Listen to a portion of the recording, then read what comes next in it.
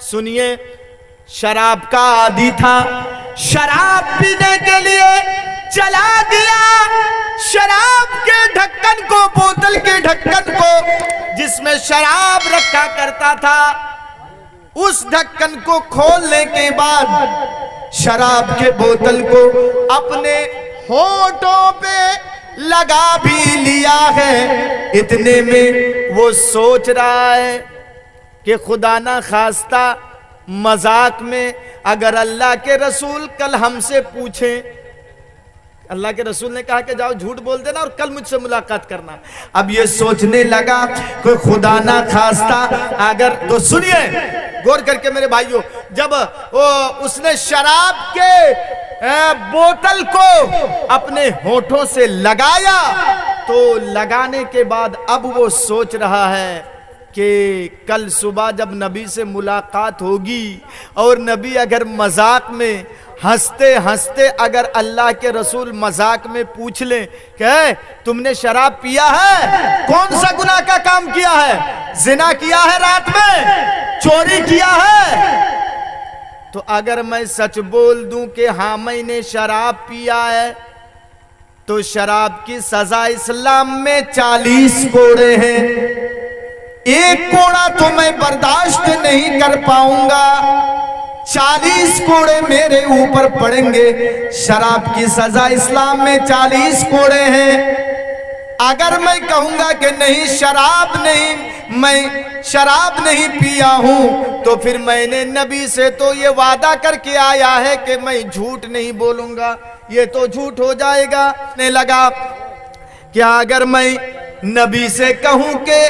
شراب میں پیا ہوں تو اسلام کی جو سزا ہے 40 کوڑے، وہ 40 کوڑے میرے پیٹھ پہ لگوائے جائیں گے۔ نہیں شراب نہیں پیوں گا۔ یہ دیکھیے اب وہ گیا زنا کے کام میں،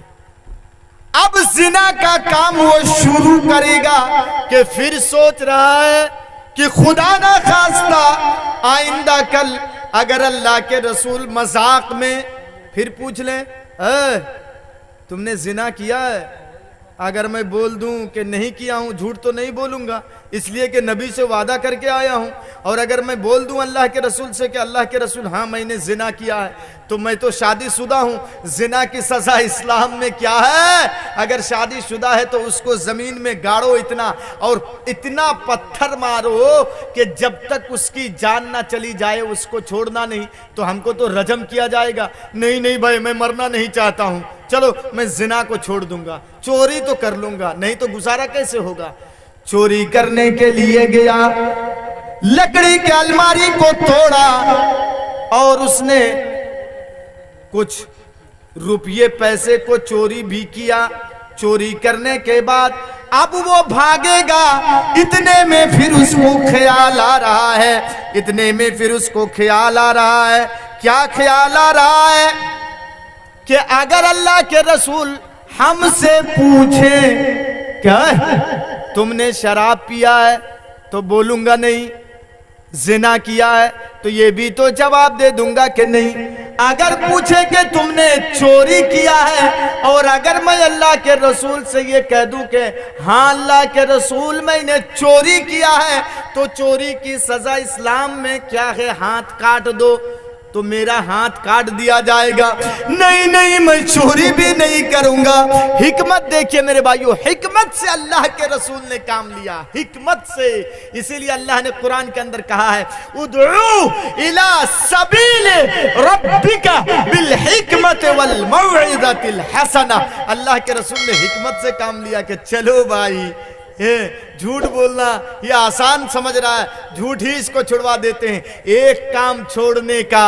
حکم دیا اللہ کے رسول نے، ایک گناہ چھوڑنے کا، ایک برائی کو چھوڑنے کا اللہ کے رسول نے حکم دیا۔ میرے بھائیو آٹومیٹک تینوں برائیاں اس سے ختم ہو گئی اور تینوں برائی کو اس نے چھوڑ دیا۔